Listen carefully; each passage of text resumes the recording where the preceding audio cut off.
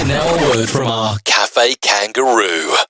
Welcome to Blind Cafe's Naked DJs podcast, where every day we expose ourselves to the very best music. Some days we like to shake it up, some days we let it all hang out, and others we just like to stick it out there for you to listen to.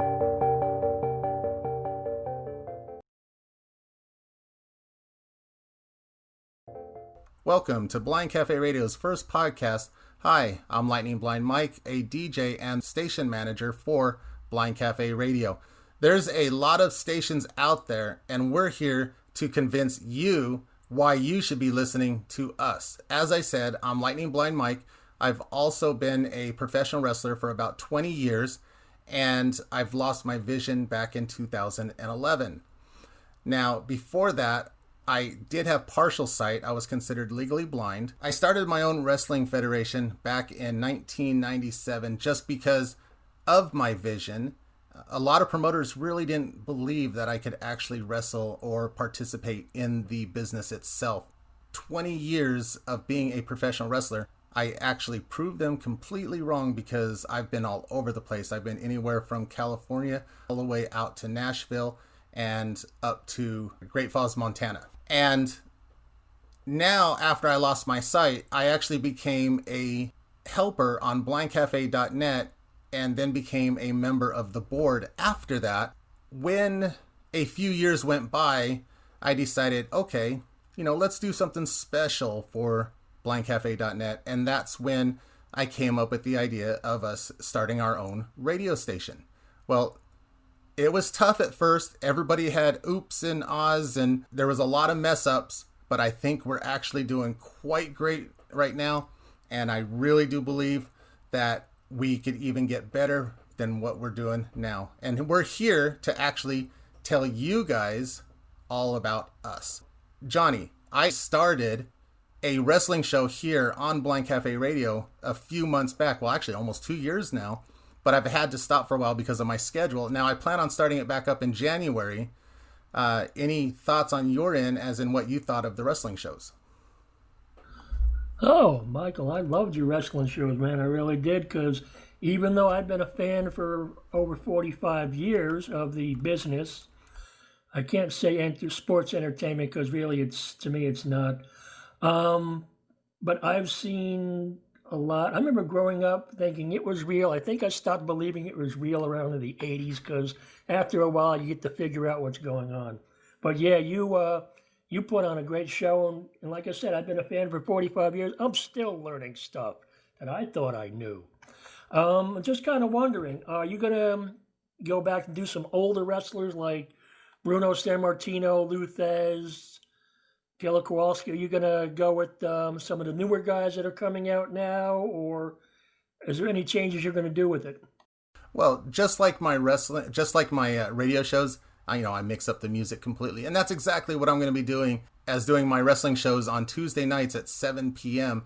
I'll actually be mixing up the wrestlers as in older wrestlers, newer wrestlers, and it was also funny that you said that too, because on another subject, you said that you learned that wrestling was fake in the 80s. Well, I really wouldn't call it fake. It was predetermined because in my opinion, there's a lot of moves that can really hurt somebody still. And if you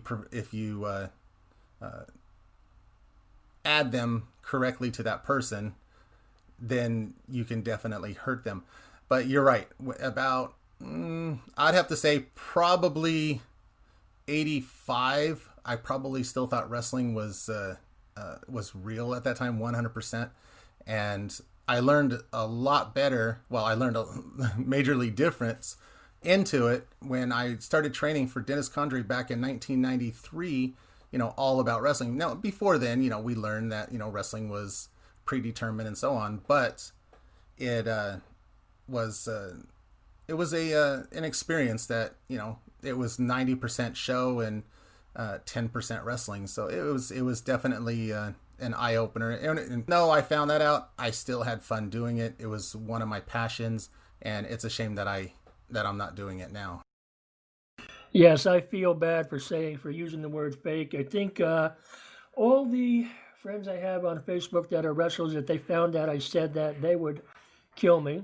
Okay, But yeah, you have to protect your opponent and vice versa. So yes, the holds are real, and they do hurt. I've been put in a few, and I can testify to the fact, yes, they do hurt. And Bill, I know that you've been around the wrestling business for quite a while. We're going to get back to Johnny and who he is in just a minute, but I wanted to get a little bit of information about you, as in how you started in my world. And so hopefully you don't take offense to this, but in my world, you would be considered a smart mark. Well, it's pretty simple. I was a fan growing up since I couldn't participate in most sports, wanted to wrestle in high school and never got to it. Was in the gym business for almost 20 years here in South Florida, and over the various times, different people just kind of wandered in. Kevin Sullivan, Dino Bravo, the Von Erich brothers, Dean Malenko, a lot of guys, if they were in town working a show, they'd look for a gym, and a lot of times they just ended up in my gym. And I made a few friends in the business, made a very good friend in a guy named Les Thatcher, who was an old timer who ended up as a trainer. And he pretty much opened the door, started going to conventions of actual wrestlers, not fan fests. And nothing personal, but I take it a little bit offensively, as in being referred to as a smart mark, because I am not a mark by any means. I know the guys, I've been friends with the guys, and it's a great industry, and I envy you for the fact that you actually got to set foot in the ring. It was something I always wished I could do and never had the chance to. And yeah, I've been put in a few of those holds too, Johnny. Killer Kowalski had put me in his claw, and let's see, Dusty Rhodes gave me the bionic elbow once. Terry Funk put me in the spinning toe hold once. Problem with that is he was laughing so hard when he did it, and I was as well, that neither one of us could take it too seriously. But it's a great, great world, and it's sad that people really don't respect it, because the guys are incredible athletes. Yes, it is predetermined, but they're incredible athletes. Absolutely. And you guys can catch my show at Tuesday nights at 7 p.m. starting in 2021. I shall return with my wrestling shows, but for now, you will catch me with my mixing up the music Tuesdays and Thursdays at 2, Friday nights at 7. Johnny, why don't you give us a little bit of information about you, who you are, and how you got started in the DJ business? Alrighty, first of all, Bill, I don't know if you knew Tracy Smothers, but he also passed away. I believe it was yesterday or the day before. He had cancer. He passed away, and he was like, I think, 58. Sad news to report, but you know, it is what it is. 57. Anyway, 57. I stand corrected, sir, or sit corrected. Anyway, I am Dr. Johnny Love. I'm the Drive at 5 DJ. I'm on at 5 o'clock every day of the week, Monday through Friday, and at 9 o'clock on Sunday, Monday, Tuesday, and Friday nights. I have a lot of shows. The two shows I have the most fun with are the Wednesday afternoon Country and Bluegrass Festival, and especially the Throwback Thursday ones, because I'm supposed to go back from the 40s to the 90s on Throwback Thursday. No. I don't think so. Homie don't play that. I go back as far back as the 1900s, the beginning of the century. That's always fun. And I started being a DJ. I actually started doing it when I was in South Carolina, because I went to school for radio production, because a friend of mine on Facebook who was a DJ in the business, Bernie Egan, who just retired, I believe, a couple of years ago from the business, he basically was kind of like a mentor, because I figured, hey, if Bernie could do it, I can do it too. So I left South Carolina in 2018. I didn't finish. And I came on to Blind Cafe, and they had like shows and team talk. And MJ come to me one day and said, hey, you want to do a show? Yeah, sure. I did one, and then people wanted to hear more and more and more. And they told two friends, and so on and so on. And when the radio came, boom. But yeah, when Michael came to me and was talking about the radio, I used to joke about, well, I'm going to retire, stuff like that. And Michael's like, no, I don't think so. I think he wanted to I think he said something about putting me in a headlock and giving me a noogie or something like that. And he's 6'2", 240, and he's built like a brick house. So yeah, I basically he made an offer I couldn't refuse. Well, Julie was just going on one point there. Can you name your 5 shows real quick? Because I think I know where Julie was headed on the Tuesday one. Okay, on my Monday show, the 5 o'clock shows are Magical Monday, Twisted Double Spin Tuesday, Wednesday afternoon Country and Bluegrass Festival, Throwback Thursday, and the TGI Friday at the Love Shack Show. And Julie, I think you wanted to say something about Tuesday? I love your Twisted Double Spin Tuesdays because Michael and I have a talk show first thing in the morning and we go over our radio schedule, and I love it when we get to Twisted Double Spin Pretzel Tuesday, and you actually took what I said and you ran with it. I think that's pretty cool. You know, Julie, you struggle with that like every time I try and mention Rick's show after my Thursday show. I just cannot say Rick Rock's Double Shot Thirsty Thursday. It just, I can't say it. You know, that Twisted Tuesday, whatever you just said, sounds like a wrestling hold. Well, you have to take the shots first before you can actually say it correctly. Yes, Johnny, you actually ran with it. We would actually call you Bow-Legged Dr. Johnny Love, Pretzel Face Dr. Johnny Love, and you actually made it work for you, and that's pretty cool. Actually, being a wrestling fan, I actually learned because Vince McMahon loves to give out, what's the word I'm looking for? He likes to give out gimmicks, and if you can run with the gimmick, that's cool. Like when Dusty Rhodes came in the second time, he had him wearing polka dots. The Dream just made it his own. When Julie called me Twisted Dr. Johnny Love, I ran with it. Bow-Legged Dr. Johnny Love, ran with it. Twisted Bow-Legged Pretzel Face, yeah, I'll throw that in once in a while. I laugh about it. Pretzel Face is better than Leatherface, I guess.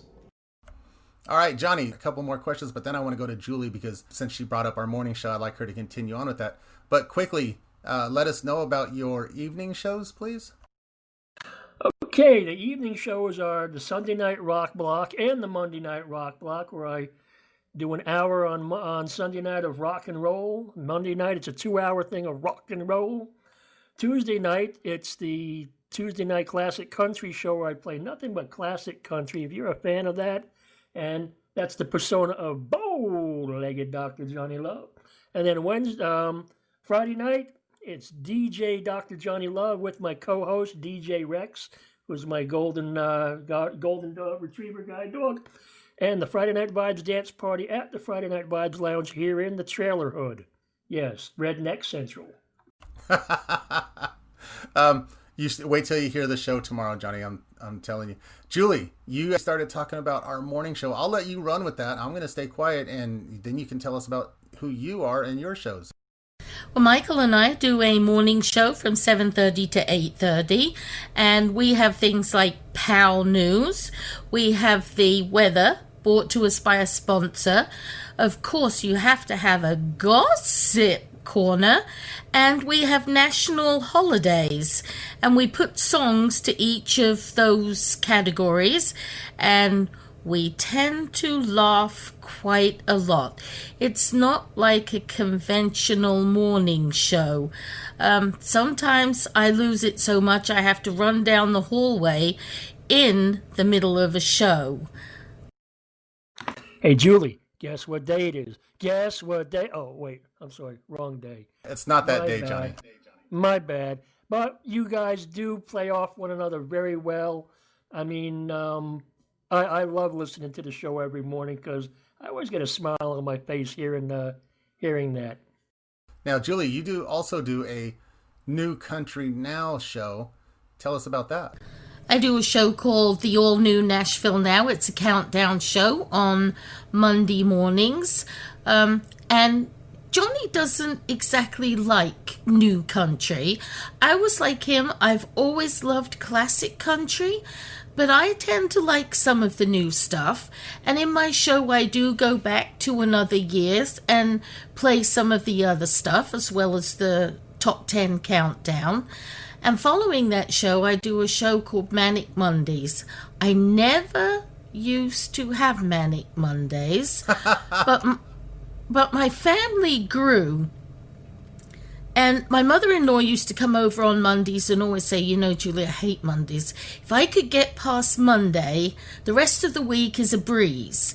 Well, I don't know what she did to me, but it seems like every Monday, the doorbell rings, the dogs bark. I can't say the baby cries because he's 27 now. But if anything can go wrong on a Monday morning, it does. I'm also a diabetic, and my pump will go off, my Dexcom machine will go off, and it's just manic.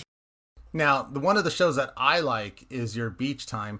Your Love is really good, and one of my favorite, or actually both of my favorites, is the British Invasion and Happy Hour. I think you do really good with those shows. Yes, I agree. I love the British Invasion because I actually learned stuff that I didn't know. And I do love your Love is Hope on the Rock show. That is a great show. And let's not forget the 2-for-1 happy hour on Wednesday nights. Yes, I enjoy my 2-for-1 happy hour because I get to choose a word and then I go find 2 songs. I always love to add a Frank Sinatra or a Dean Martin and definitely a Jimmy Buffett song in my happy hour 2-for-1s because they are 3 of my favorite artists. My Brit Hits is really cool because it makes me reminisce from the 70s and 80s when Slade were around and the Bay City Rollers. I love that music still today. And my Beach Time, well, we sell beach towels on the Blind Cafe radio, and we sell flip-flops. And so I like to have people grab their bucket and spade, their frisbees, their beach towels, and we can all go to the beach with your favorite DJ, Foxy Lady J. And I love it when you all beach it with me. We also catch a wave on my show, and we play lots of really cool, and of course Jimmy Buffett in there, island songs. I'm going to ask Curtis this question, then we'll let him, he could tell us about himself. Curtis, what do you think about country, and would you ever play country on your radio shows? If I did, I would have to change the name because I have names like Late Night Strike Zone, talking about R&B, and Motown. But I like the classic country. I like some of the new country, some of it. I even like some of the country rap that they've come out with. Oh, you now, mean Curtis, that is so different. Country rap. I just heard in the news that Nelly and Florida Georgia Line are going to get together and make an album.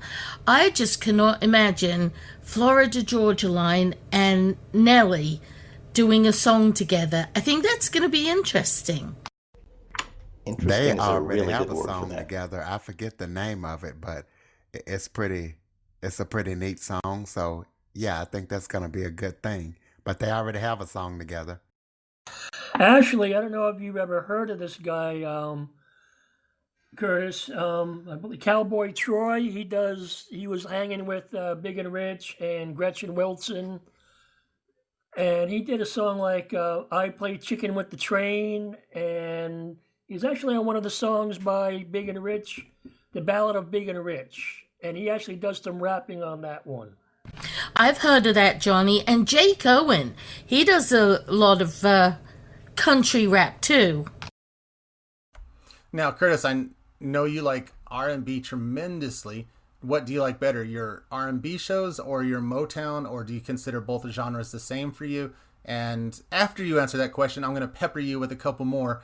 Here, go ahead and tell us about yourself. And I understand that you also were in the music business before even thinking about doing something like this. Absolutely. That's how my DJ name came to be DJ Curveball, because my rap name was Curveball, And I did that for 20 years, did talent shows, even got a call from Rap-A-Lot Records. But decided to go ahead and put that down and thought I was done with the mic for a while, or at least forever. But I like both genres because the Motown reminds me of all the old songs that I used to listen to. I'm not necessarily a fan of the new R&B. A lot of it I can't use, so a lot of it I'll play back in the day, or 90s, early 2000s, when R&B was real and they really sung their heart out. These days it has kind of changed, but I play what I can. But I like both genres. Curtis, I had a tweet the other day and it said, we tweet out our songs that we're playing on the radio every 15 minutes. And someone tweeted back and said, wow, you guys play some really awesome music, and you play songs when singers actually sang the songs. I thought that was pretty cool. So basically, Curtis, you're saying that for people to listen to your shows, what's unique about yours is that you used to be and you were a rapper for a long time. So that's pretty cool that, that you used to rap. And Maria, tell us about yourself a little bit. Well, I used to do podcasts, and I was a member of Blind Cafe. And as Johnny had said, we used to do shows just for each other on Team Talk, just for Blind Cafe members. And I think I did one show, and I thought, that's not for me. But I don't remember exactly how it happened. I thought that, I could try being a DJ for one show. I have 2 shows now on Blind Cafe Radio. And why should you listen to Blind Cafe Radio instead of a different one of the other many radio stations on the internet? Well, this is the only radio station where you can come to my house and eat food music, that is. I love to play songs about food. So you will come to my house, live at Maria's house, that's the show, Monday nights at 7 p.m. Eastern, from 7 to 9. It's a 2-hour show. And normally I have either a theme or very often an artist in the spotlight. And I will play music from beginning of that person's career to as recently as I can, and tell that story of that person or group. And we'll watch TV, listen to movies, eat food, and it's usually a lot of fun. Sometimes I'll go traveling. Sometimes I'll just play songs and just take us to the beach. There's a lot you can do, like I say, through the magic of radio. Then on Friday afternoons, you can come back to my house for a more relaxed time, where I just like to play songs, popular songs from the 50s through the 70s, the 50s, 60s, and 70s. See, the thing is, sometimes I'll play something modern, but most of my musical knowledge ends somewhere during the 80s. But I try to have a lot of fun with my shows, and I try to, welcome the audience, and I do take requests at Maria at blindcafe.net. And I just try to do something a little different each week on my 7 o'clock Monday night show, live at Maria's house. And like I said, it's the only place where you can get food music. You can get all kinds of music, including food music. Now, you also have a visit from the Flintstones every now and again, don't you, Maria? Definitely, yes. The Flintstones are definitely residents. They come to my show quite a bit. Did you have to house train Fred? No, Dino. Fred is fine, believe it or not. He growls a lot, but he's fine. Okay. When I listened to your shows, the ones that I really liked were the ones where you did the movie clips that joined in with the music. That was actually one of my favorite ones. Well, I did 2 Frank Sinatra musical movie shows like that. Yeah, those can be really fun. And I try to be, amusing, but sometimes I'll play a serious clip too. Especially if I'm talking about, someone so versatile as Frank Sinatra. Very cool. I would go to Bill next, but I know Bill is a big time talker, and he would take up the rest of the hour. So we're gonna move on to Tom. I'm just kidding with you, Bill. All right, but Tom, you're up. Let us know who you are and why people should listen to your shows. I'm DJ Tom, and I've been a part of the Blind Cafe community for, about 14, 16 months, I think. And I enjoy listening to music, as most of us do, as all of us do, but I enjoy performing music as well. My passion is Christian music, and I do a praise and worship show on Sunday morning from 7 to 8 a.m. Eastern Time. The reason why I'm passionate about praise and worship music is because I've been in that realm musically for at least 4 decades. And as a performer and as a worship leader, I really enjoy singing worship, and I love conveying the Christian lifestyle through the praise and worship show. The other show that I have is every Tuesday and Thursday from 1 p.m. to 2 p.m., and it's called A Music Buffet, A Slice of the 70s. I think that's an awesome name. More food. I do too. I love it. Yeah. There seems to be an ongoing theme about food here. This is a good thing. Food and music. What can be better than food and music? A glass of wine. All right, go ahead, Tom. Well, that goes with it. Well, the reason why I like doing 70s music is that was a fun part of my life, my high school and college days. It was a great time of my life. A lot of wonderful things were happening in terms of my music career.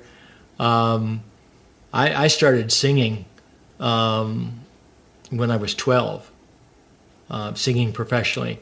And I'm not 12 anymore by a long shot.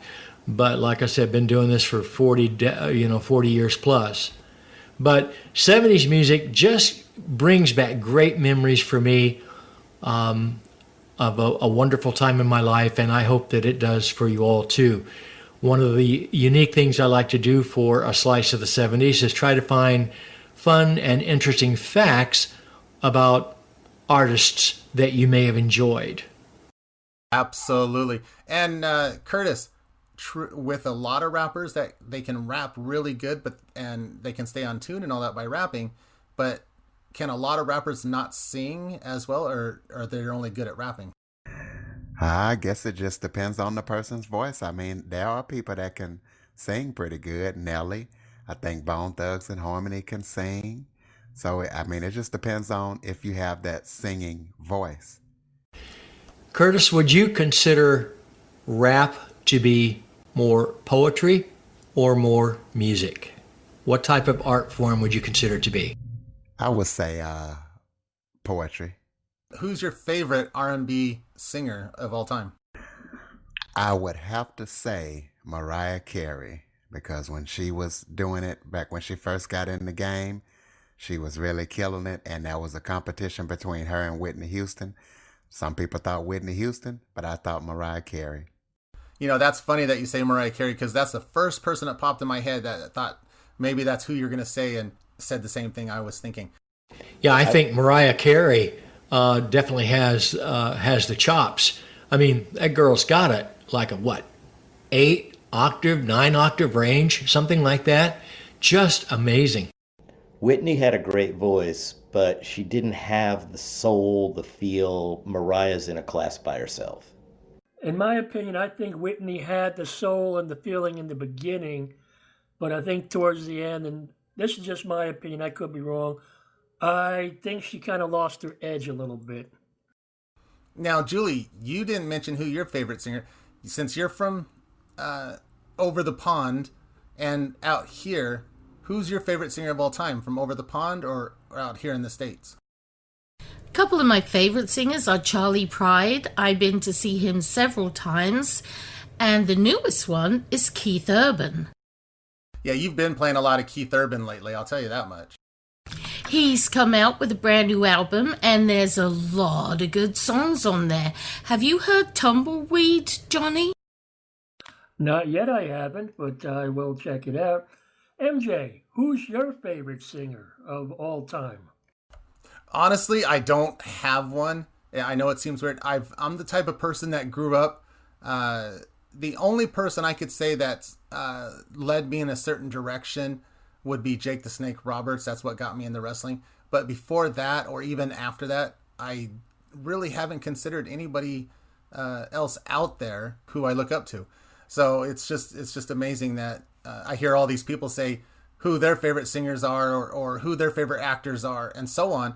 But I sit there. I've even had this conversation with Julia's, and I grew up without really having a favorite.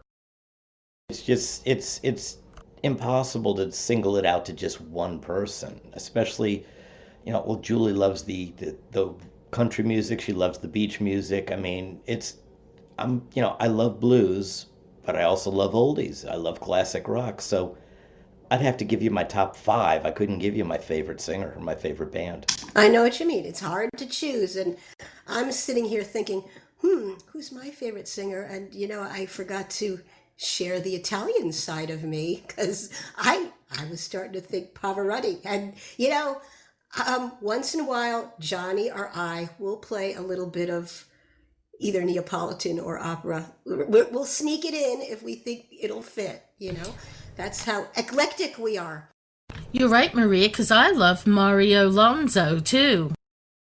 Yeah, I actually got to see Pavarotti years ago. That was Yeah, Twisted Double Spin Tuesday is a great day to throw in some opera here and there. I can get away with that. And I will, quote, go Italian, quote, every once in a while on my shows. I like a lot of genres. I can handle a lot of music. I can definitely listen to some opera every once in a while, but that is not my genre to sit there and listen to all day long. I would not listen through a whole opera. That would bore me, but there are a few really great moments in opera. I think the thing that sets Blind Cafe Radio apart is one simple phrase: musical diversity. If you like it, you'll find it here. It's all here. I think the only thing we're missing, and correct me if I'm wrong, but I haven't seen anyone doing a purely Latin show. That's about the only thing we're missing. What were you going to say, Julie? I was going to say another thing that makes us unique from other radio stations is we have a kangaroo. We do kangaroo commercials. He's becoming notorious on our radio station. He even has a show. We call him our Cafe Kangaroo. He's Australian, and he does Australian and American rock, which I think is really cool. He's not real, of course. Well, he is a real person, but he's so real. Yeah, I guess you could say that Selwyn is real. But our kangaroo commercials are extremely funny. Yes, and you have to give the credit to Maria as in the production part of it, and Julie and the writing, and yes, we stole the idea a little bit. But other than that, you're right. He has grown to be an icon, and even though you keep telling him he's not going to con you, I think he already conned you, Julie. But he says he's an icon now on Blind Cafe Radio, and for anybody that's listening to this, you have to listen to the kangaroo commercials. Yes, Boing, every boing. time I hear the kangaroo commercials, I get a smile on my face. I look like the Joker without the makeup on. I have to have it surgically removed. The kangaroo has visited Maria's house, and his tail broke some very valuable lamps and collectibles in her house. Well, she wasn't worried. She wasn't worried about the lamps, Julie. She was upset because he knocked over the food. Oh, he certainly ate that. Well, okay, there's I remember Julie was asking what our favorite kangaroo commercials are. There's one where he goes to the diner and orders hot wings, and they're too hot, he can't eat them. And he didn't even, I poured him a glass of water and he didn't drink it. He just boing, boing, boing, bounced away. Yeah, my kangaroo lips are burning. Do kangaroos actually have lips? Yeah. What's your favorite one, Johnny? Do kangaroos have lips? Oh, I like them all, but if I had to pick a favorite, it would have to be the one where he's flying in the helicopter. Whee! Look at me, I'm flying. And you know what's really funny is that he sounds very natural when it comes to the commercial. It's just he like Maria said, he's just himself when he talks. What were you gonna say, Curtis? I like the one when he gets on stage and he says something like, I'm a kangaroo, not to be compared to a lizard. Lizard? I think that's pretty funny. We may have stolen the idea a little, but the lizard doesn't go boing, boing, boing, plop. No, we didn't steal it. We improvised. We changed it around tremendously with Julie's writing. My favorite kangaroo commercial is the latest one where he does the Halloween thing. Pin the tail on the kangaroo. That's priceless. Oh, the birthday one, yes. That's right. He becomes the donkey. And I think I was actually told that I accidentally on one of my shows came up with the phrase Cafe Kangaroo because I was going to announce a song, and I said, and after this song is going to be a message from the Cafe Kangaroo. And then MJ called me and said, hey, we're going to start using that now. We're going to put that in the commercial. So that's where that came from. It did. Word of mouth around here happens quite often, and we learn so much stuff. Julie, I was going to ask you, we're talking about the kangaroo and doing the commercial. What about you? How did you feel about doing the kangaroo commercial? Oh, I love it. Working with Selwyn is a scream. He really is from Australia. We just did a new one for my going to the beach. Let's go to the beach. No, what's it called? Let's go to the beach with Foxy Lady J. And he goes out in the water and he's showing off on his surfboard, and all of a sudden he falls off. He gets struck with a wave, yeah. Yes.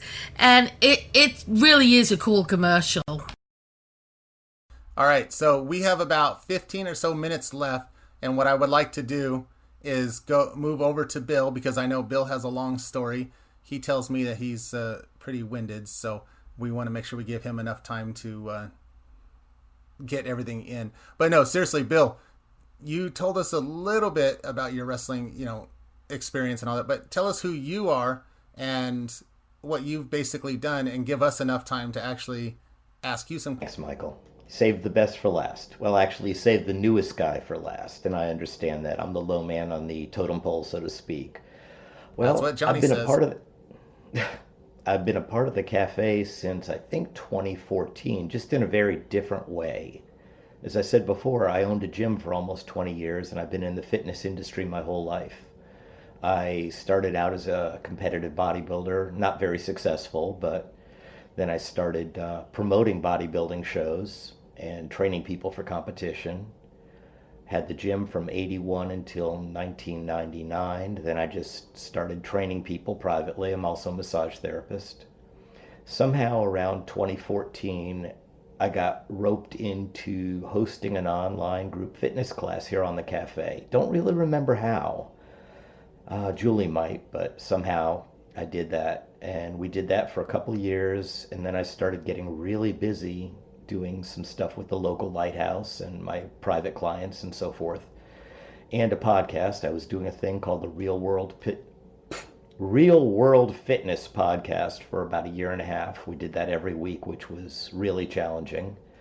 Got to interview a lot of really interesting people in the strength and fitness industry, competitive athletes, Olympians, even a couple pro wrestlers.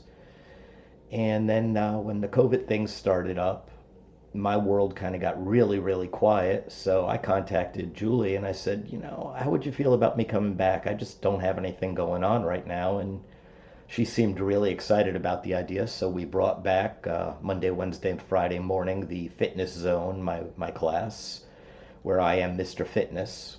And we've got a regular group of a handful of people that show up every morning. And now one of my girls in the class, Lisa, has taken it upon herself to host a little stretching class on, sometimes they do it on Tuesday, sometimes they do it on Thursday, because I focus more on cardio and strength training, and she's a yoga person. And one day she just said, I could do a stretching class if you'd like. I said, go for it. A couple of people said they'd love it, so anyone that doesn't know about that should check it out. And again, I'm not quite sure how it happened, but in talking with Julie one day, we decided I'd take a shot at DJing. And I've always been a huge music fan. I had some really cool people in my gym, some great local musicians that I got to hang out with, and actually managed a local blues band for a little while. And I had one guy, this is so cool, and it's not me, it was his story, but I love to share it. He was my first guitar teacher, and he actually toured with Blood, Sweat, and Tears in Europe in the late 80s. And he's an amazing guitar player, a guy named James Kidwell.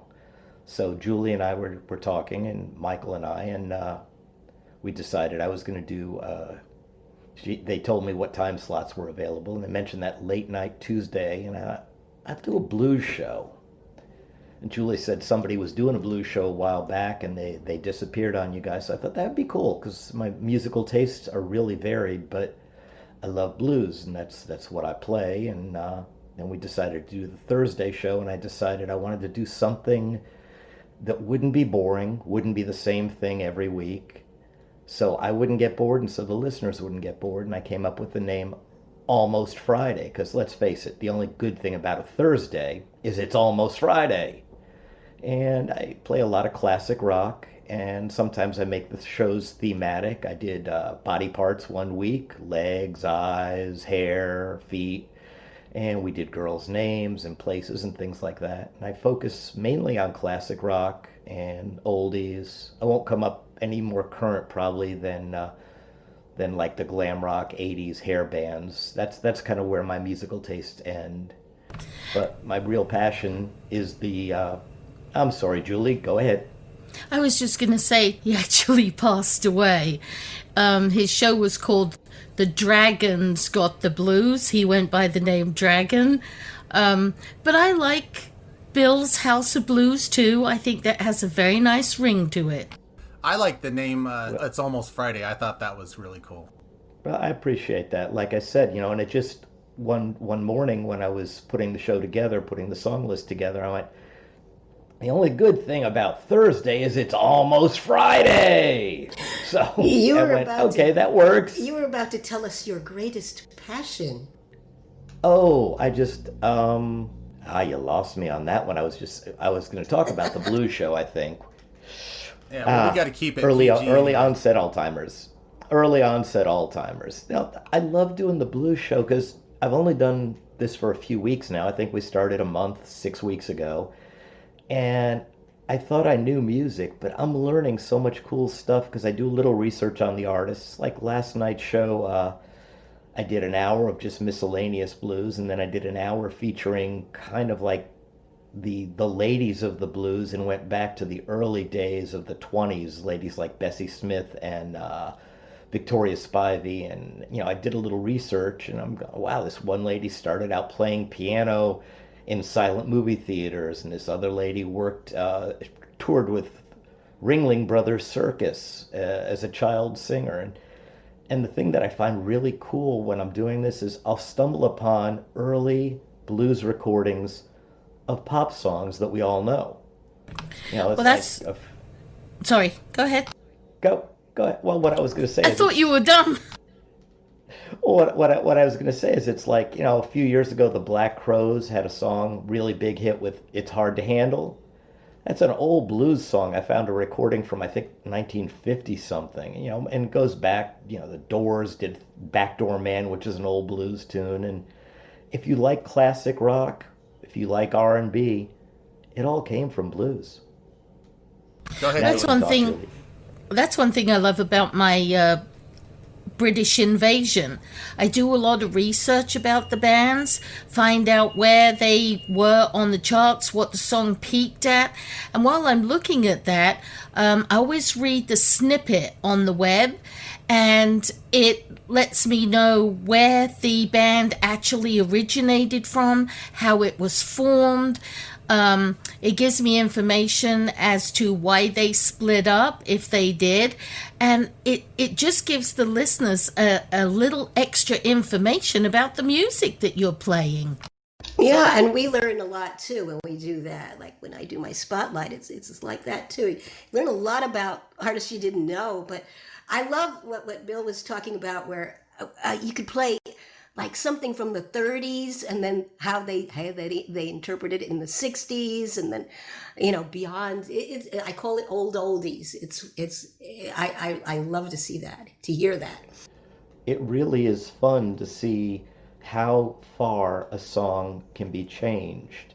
It's like one of the songs I played was "Nobody Knows You When You're Down and Out," and it was a recording by Bessie Smith from, I think, 1931. And there's got to be at least 30 or 40 different versions of that song leading up to like Eric Clapton in the 90s recording it. What about C.C. Ryder? Oh, that is an old blues tune. Old blues tune. Was it Big Mama Thornton? And Julie, going back to your British Invasion, those 60s Brit bands, it's all blues. Yeah. Jimmy Page, Keith Richards, those guys were huge blues fans. Including Eric Clapton. Yeah, tomorrow I'm going to be playing 2 songs in my beach time. And one is by Toby Keith. It's called I Love This Bar.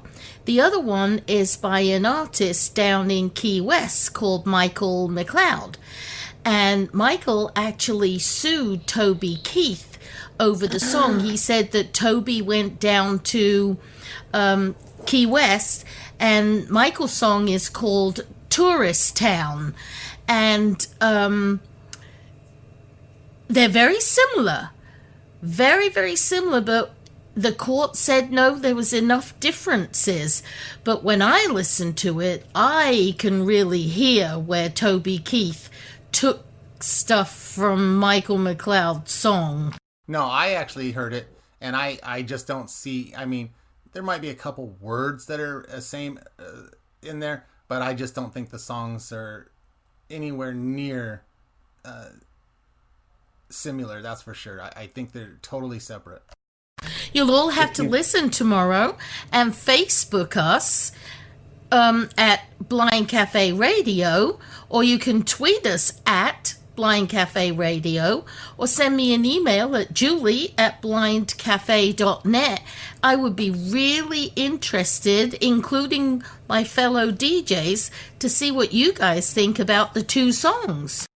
So, well, Julie, what I was going to say is, if you take the words off the top and just listen to the backing, the musicians, and Maria with all of her oldies will confirm this. I mean, listen to every Phil Spector song. Take away the vocals. It's the same song. There are only 12 notes in a scale, and there are only so many chords and so many ways you can put them together. And there are just so many songs that are so close to being, oh, I know that song. Words are wrong, but I know that melody. Or I know that, the only reason George Harrison got sued in the 80s or 70s over My Sweet Lord, being so close to He's So Fine, is because he was a Beatle. If anyone else came out with that who didn't have the notoriety and the money of George Harrison, nobody would have sued him. I remember that too. So I want to ask everybody a quick question here before we get ready to close. Actually, I got a couple questions, but the first one is, Johnny, Curtis, do you guys do homework for your songs as well, or do you guys just play it off the cuff? I actually do homework for mine. I choose which ones I'm going to give information on and make sure I'm accurate. When I do facts, I'll go to songfacts.com, or I'll use Wikipedia and I'll put the name of the song in. If it comes up on Songfacts, I can grab it from that. Although I've noticed in the country stuff, I have to go to Wikipedia, because on Songfacts, they say, oh yeah, it ended up number 1 on the charts, that's only the Hot 100. It doesn't tell you on the how much where it landed on the country chart. So I try to do a little bit of both. But as for homework, yeah, I'll do a little bit of homework too. But I like to just go off the cuff, really. And sometimes I'll remember some of the stuff I played and some stories I've heard. So I guess I can say for everybody that everybody does their homework. So I do have one other question for each and every one of you. And I'm going to start off first. And the question is, give me one word. How do you think Blind Cafe is unique to everybody else? And I'm going to start off with my one word. And I'm going to say different. That's my one word for Blind Cafe. Why people should listen to Blind Cafe. Johnny, what's your one word? Variety. Curtis? Yep, he took my word, variety, and I want to say originality since he took my word. Julie? Kangaroo. I like that. Maria? Welcome. And of course, Tom. Diversity. And the best for last, just like Bill likes it. Bill, what do you think? Tom just stole my word. I was holding out with diversity, variety. It's the same thing. This is a unique environment. We're not a country station. We're not an R&B station. There's something for everybody. Oh, I like that. That's one of the mottos that we use. There's always something fun for everyone. I would just like you to clarify, Michael, that Blind Cafe Radio is a sister to blindcafe.net, which is a charity community chat site where we come together and we serve the blind community. Absolutely. We are We're the the blind Beatles. community, though. I mean, we're a bunch of friends, and you can come on here for free and meet a lot of great people. It's like, and most of us are blind, actually.